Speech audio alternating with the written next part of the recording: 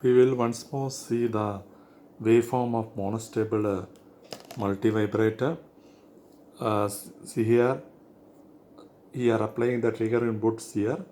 Then after some time again we are applying a trigger input, negative going trigger pulse, and the time period you will get the period T. That means one complete cycle, the T is the period of one complete the cycle. Normally it can be calculated from starting time of the pulse to next starting pulse. So this is T. And TP is the time during which the output is open and on. Output is on. That is decided by the charging of the capacitor through RA. So TP can be found by TP is equal to 1.1 RA into C. Now, once triggered, the circuit output will remain in high state until the settling time TP elapses. So we cannot change further. The output will not change its state even if an input trigger is applied again during this time interval TP.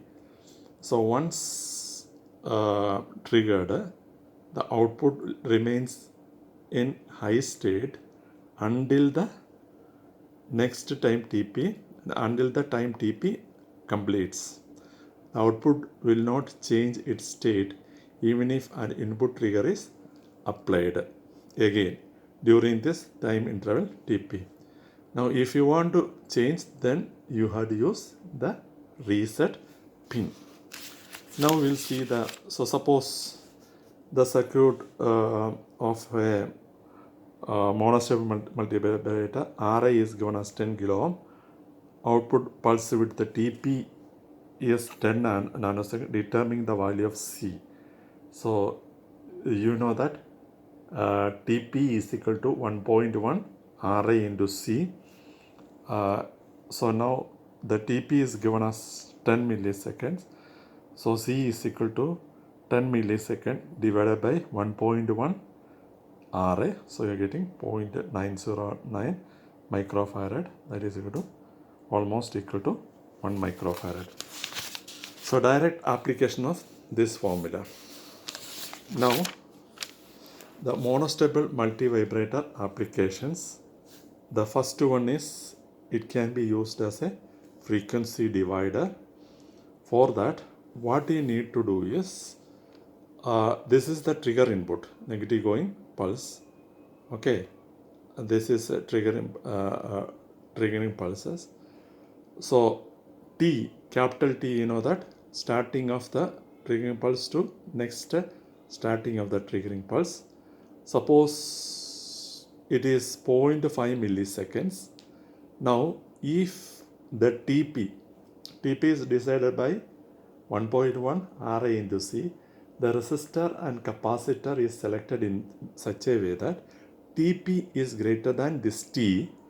Then what happened is, you can see that when the trigger is applied, when the negative one trigger is output moves from 0 to high, and during this TP is high, if you are applying next trigger, the output won't change.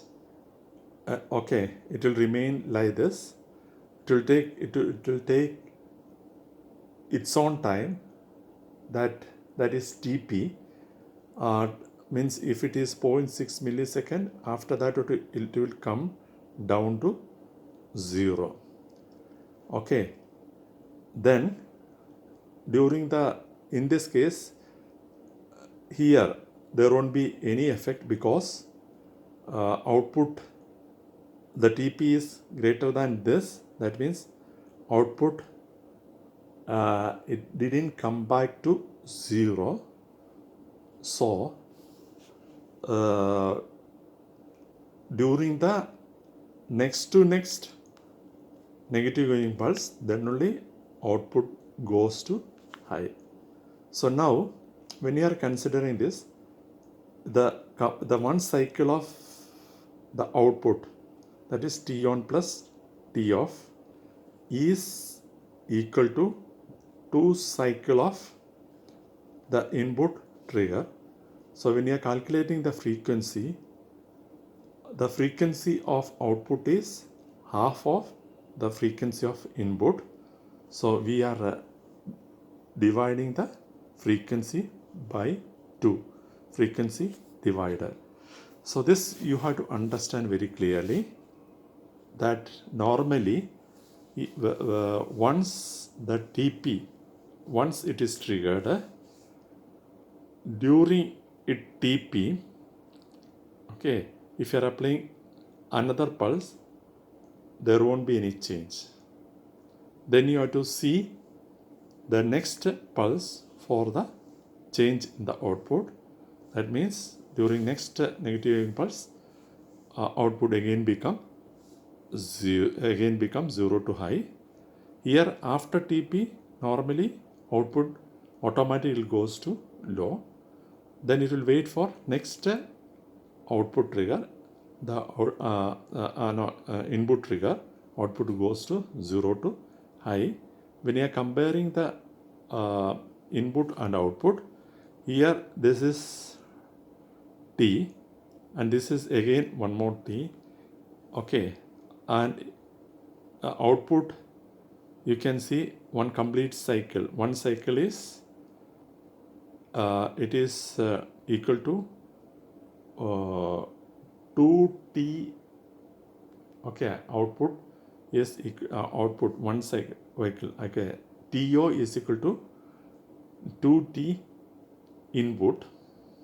That means the frequency is 1 by T.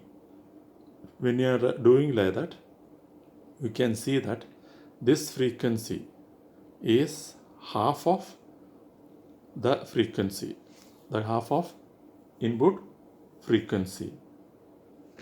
This frequency is, yeah, half of input frequency. Yes.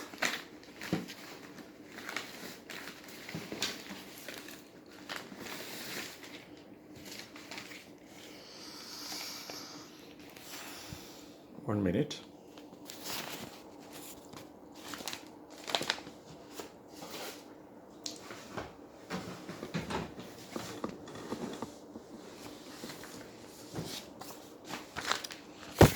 Yes. Yeah. So this can be explained here. Suppose T is equal to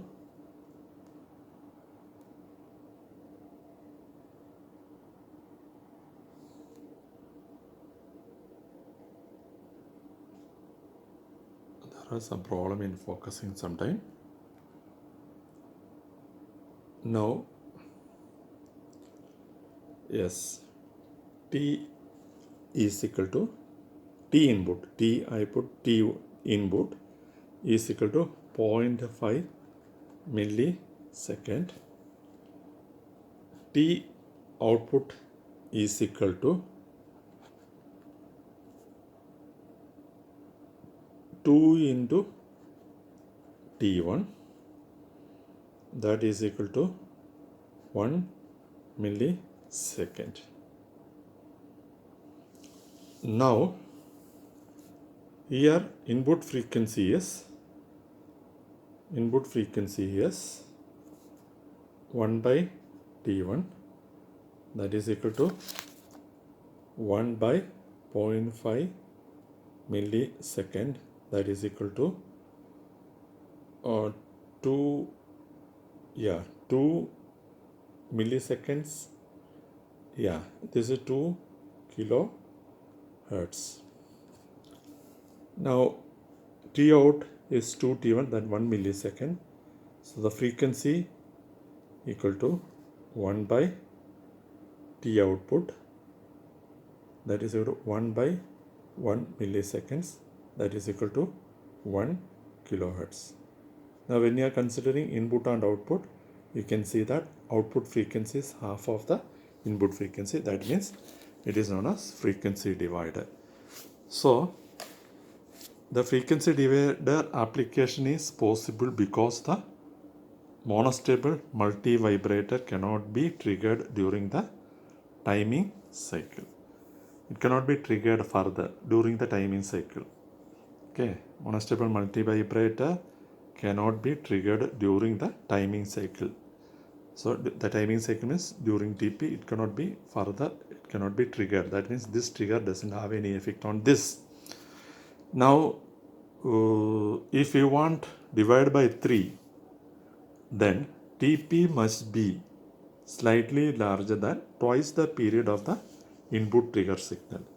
Now this is the TP. If this TP is slightly greater than, like this, from starting from here, slightly larger than the TP must be slightly larger than twice the period of input trigger signal.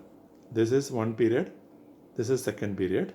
So if TP is slightly greater than this 2 period, that means it will start from here, TP ending after this sometime, then it is divided by 3. Now next application is pulse stretcher. That is what the monostable pulse stretcher, that means it is what the monostable multi-vibrator is doing. That means we are applying a small pulse. Okay, output is a big pulse. That means this pulse, maybe the inverting going negative side, this is positive, doesn't matter. But what we are doing is we are applying a small pulse at the input. Output pulse is larger than the input pulse. That means we are doing the pulse stretching. Now, yeah, that is the pulse stretching. So the output pulse width of the monostable multi-vibrator can be viewed as a stretched version of the narrow input pulse. Hence, the name of pulse stretcher. Often narrow pulse width signals are not suitable for driving the LED display, mainly because of their very narrow pulse width. In other words, the LED may be flashing but not visible to the eye because of its on time is infinitesimally small compared to the off time. The 555 pulse stretcher can be used to remedy this problem. So now, as you can see here, this is a monostable multi-vibrator. What we studied, we are applying the narrow pulse as a trigger input. The pulse width, output pulse width, can be decided by RA and C. It is selected in such a way we are getting a proper stretched output pulse suitable for the LED on and off. Now next is 555 as an astable multi-vibrator. An astable multi-vibrator, often called as free running multi-vibrator, is a rectangular wave generating circuit. Unlike the monostable multi-vibrator, this circuit does not require an external trigger to change the state of the output. This circuit does not require any external trigger. That is, hence the name is known as free running, because it doesn't need any trigger pulse. So that is why it is known as free running, and it is also called as a rectangular wave generating circuit. The time during which the output is either high or low is determined by two resistors and capacitor which are externally connected to the 5-5 timer. Now, a stable multivibrator, the circuit is like this. It is better to explain this with the internal structure of 5-5.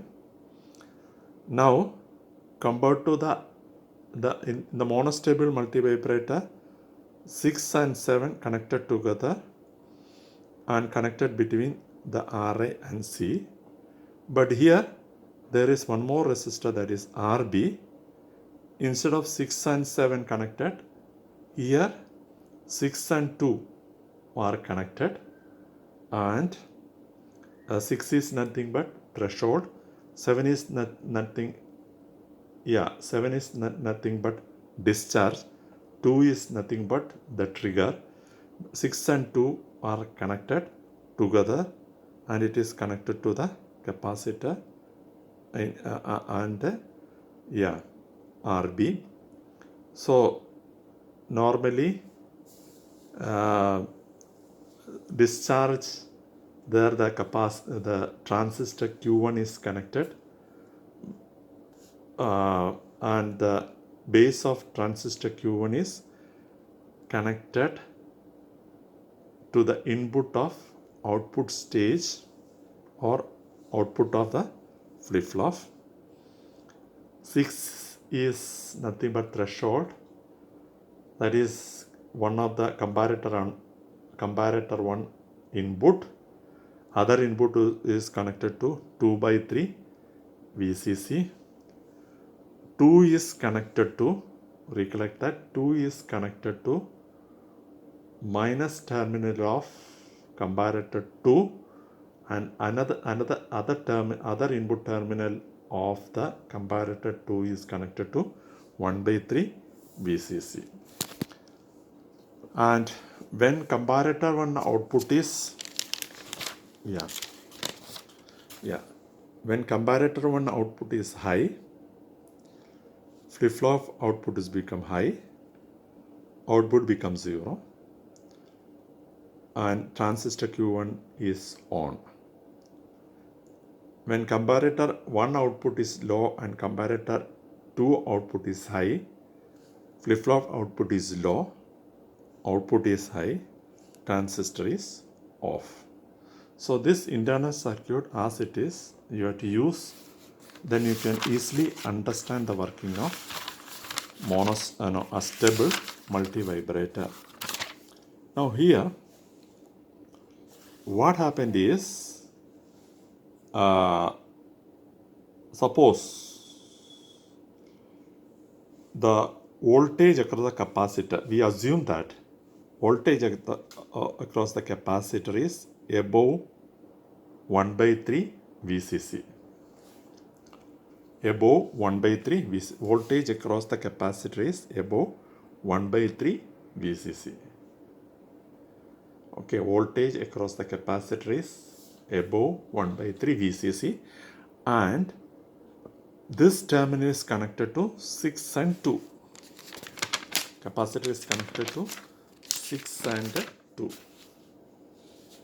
So here 6 and 2 both are connected together and connected a capacitor, and capacitor voltage is greater than 1/3 VCC. When capacitor voltage is greater than 1/3 VCC, what happened is, here it is greater than 1/3 VCC.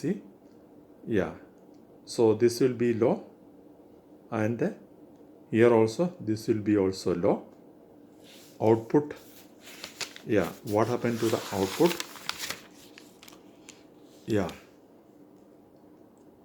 Output remains in the same state. We'll see that it will remain in the same state. Okay, it will remain in the same state. Now, if the capacitor voltage output remains in the same state means output is high. When output is high, we are not looking in the unstable output circuit, only internal. When output is high, here it is low, so this transistor is off. When the transistor is off, capacitor is charging through the resistor RA and RB. Okay, try to concentrate. Now, when the capacitor voltage just exceeds 2 by 3 voltage, what happened? 2 by 3 voltage, capacitor voltage is 2 by 3 voltage. That means here also, this terminal also greater than 2 by 3 voltage. This terminal also greater than 2 by 3 voltage. If this is greater than 2 by 3 volts, certainly here it is 0. This is greater than 2 by 3 voltage means this is 1. 1, 0, output is 1. Output of flip-flop is 1. So, the 1 means the input to the output stage is 1. Output of the output stage becomes 0. And the transistor become on because it is high. So whatever the capacitor voltage, it will be discharged. Whatever the capacitor voltage will be discharged through the, whatever the capacitor voltage, it is different circuit. Whatever the capacitor voltage is, will be discharged through the RB, and it will be discharged through the 7 is the discharge. So it will be discharged, capacitor will discharge through RB Q1. And as the capacitor is discharging, and if it becomes slightly less than 1 by 3 VCC, when it becomes slightly less than 1 by 3 VCC, capacitor voltage slightly less than 1 by 3 VCC, or if it is discharging in between, slightly, capacitor discharges and it slightly less than 1 by 3 VCC, what happened is 3 VCC, here it is 1 by 3 VCC, here also 1 by 3 VCC, less than 1 by 3 VCC, here also less than 1 by 3 VCC, here it is compared with 2 by 3 VCC, so output is 0. Here you can see that it is less than 1 by 3 VCC, so comparator to output become 1. Here 0, 1, so output becomes 0. Output of the flip-flop becomes 0. The input of output stage is 0. Output become high. The transistor is off. So the capacitor again starts charging. Capacitor again starts charging. Okay. And in between, let us assume that in between stage, suppose if the capacitor voltage is between 2 by 3 VCC and 1 by 3 VCC and 2 by 3 VCC in between, what happened is, suppose middle of that, what happened is, in this circuit, only consider internal box only, this is also greater than this, this is less than that. So here this will be, negative terminal is greater than positive terminal. So this is 0. Here negative terminal is higher than positive terminal. So here it is again, negative terminal is higher than positive terminal. So this also 0. It will remain in the same state, whatever the previous state. And Again, capacitor is charging. The capacitor is charging, and once it is greater than 2 by 3 VCC, that time, once it is greater than 2 by 3 VCC, once it is greater than 2, this, okay, this is connected to, threshold is connected to, yeah, threshold and 2 are tied together. So once the voltage at 6 greater than 2 by 3 VCC, what happened is the comparator 1 output become high. At the same time, here also it is just greater than 2 by 3 VCC. Here it is 1 by 3 VCC. This become low. 1 0. Here it become 1. 1 means output become low, and this transistor is on. So in this circuit, transistor is on. Here is the transistor. Here is the transistor. So capacitor will discharge through RB. Charging is done through RA plus RBC. Discharging is done with RB only. Okay. Now you can see that is why charging. Yeah, charging is happening. Output is high. That means input to the output stage is low. Transistor is off. That time the charging is happening. Charging, yes. Charging is calculated. Yeah.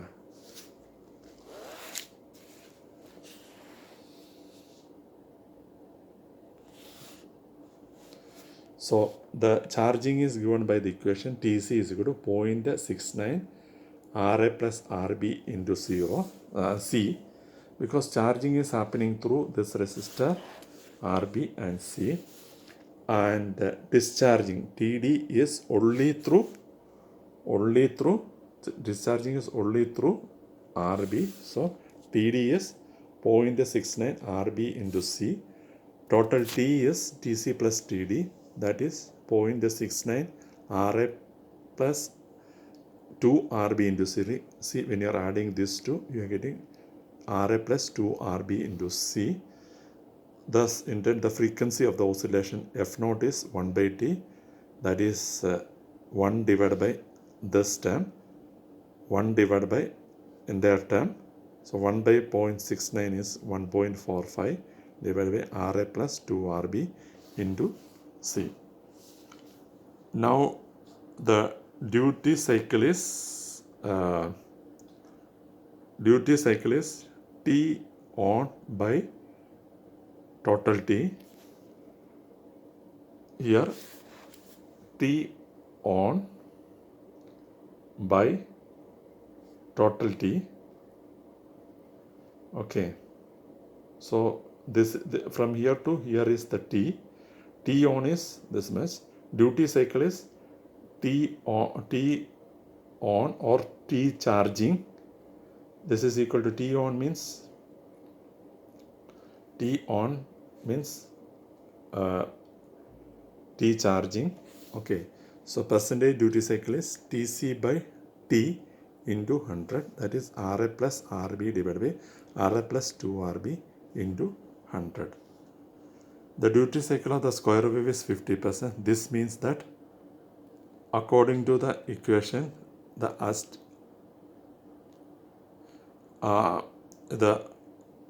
unstable multivibrator with this equation will not produce a square wave output unless the resistance RA equal to 0 volt. Practically that is not possible.